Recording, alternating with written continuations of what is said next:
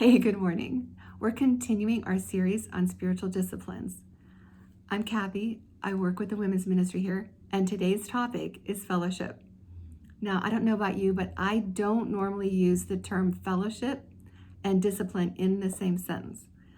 I mean, normally, how hard is it to go out to lunch after church? Normally, it's not that hard.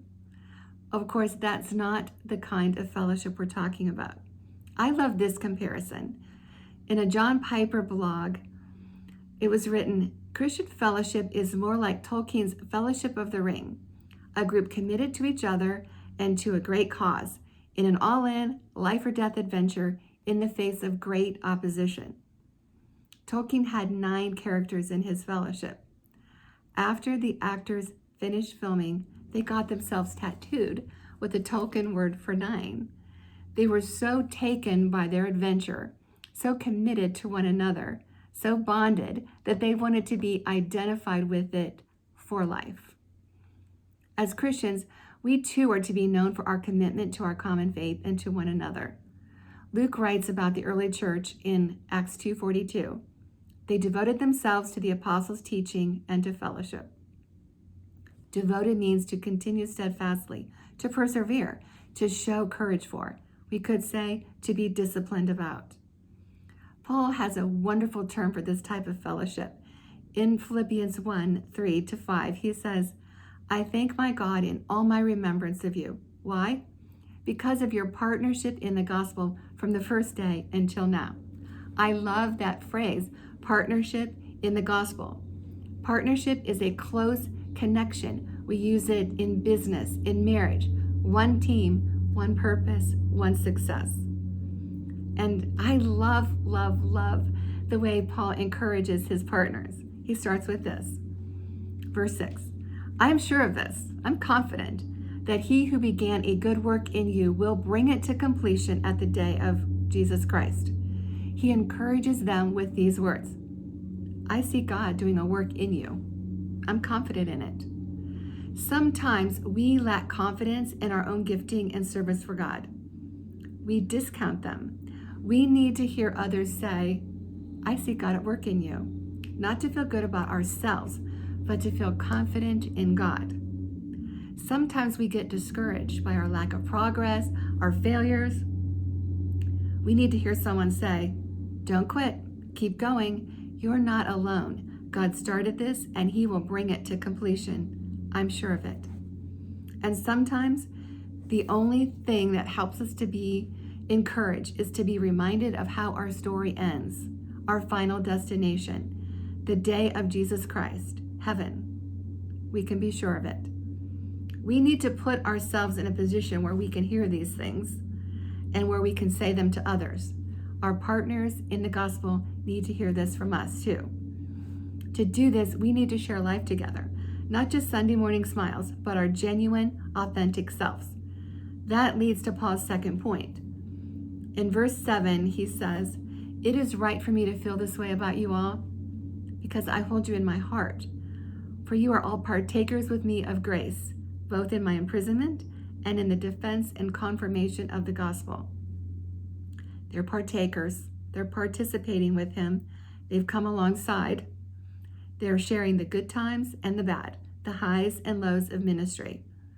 And one great way for us to experience this sharing of daily life is in small groups, a place where we can share our stories, the authentic, genuine version, and then get a taste of what it means to be known and loved like Jesus. I will never forget someone coming up to me the first time I shared a devotion. She said to me, do you want to know what my favorite part was? I thought, yeah, of course. She said, it's when you threw your pencil across your office. I thought, what? That was the best part? How lame is that? But later I came to realize that was the part where I was sharing my authentic self. That was the part where I shared my struggle and I shared the help that God provided me. She was able to partake of God's grace with me. We are all partakers of God's grace, every one of us. And third, in verses 9-11, he says, and it's my prayer that your love may abound more and more with knowledge and discernment, so that you may approve what is excellent, and so be pure and blameless for the day of Christ, filled with the fruit of righteousness that comes through Jesus Christ to the glory and praise of God. What a great prayer for one another, that our love may abound more and more. This is how the world knows we're his disciples after all, by the love we show, by patience, kindness, humility, generosity, the way we meet each other's needs. Our love is a way people see whose disciples we are. And I love this. He loves that their love would be with knowledge and all discernment, so that we know how to be effective in the way we show love to others. We're limited in what we can do, but God can show us where to invest our love, with whom and when and how. And then he can take that seed and make it something huge. He has a plan. He will give us knowledge and discernment to be effective in the way we share our love. This kind of love, it can take discipline. It's not always convenient, and it can take courage. We don't always know what kind of reaction we'll get. It may just be a simple phone call, but at a time that only God could coordinate. After one such phone call, I found myself jumping up and down in my kitchen, screaming at God, "That was you, that was you, that was you." That is the kind of love we can have in partnership together, the kind that we know is from God. And that brings joy.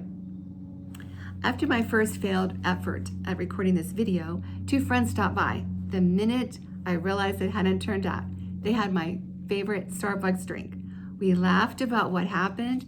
They even gave me some tips for my next try. And guess what? I felt refreshed. God has a way for our love to abound more and more for his glory. Just one caution. From the very beginning of the church, believers had to be encouraged to not neglect to meet together. How does this happen? We get busy, we get hurt, we get off track. We may not even know how we've lost the desire. That's when fellowship takes more discipline. But let me say to you, keep going, stay connected. I'm confident that God is doing a work in you. So for today, let's look at a way to show our devotion to fellowship. Is there someone you can encourage that God is at work in them? Is there someone you can come alongside and share in a season of joy or a time of need? Is there a simple way to show God's love to someone?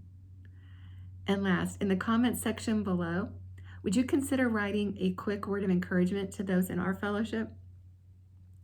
Let's be devoted to one another. Let's be disciplined and follow up on whatever God has put on our hearts. I thank my God in all my remembrance of you. Have a blessed day.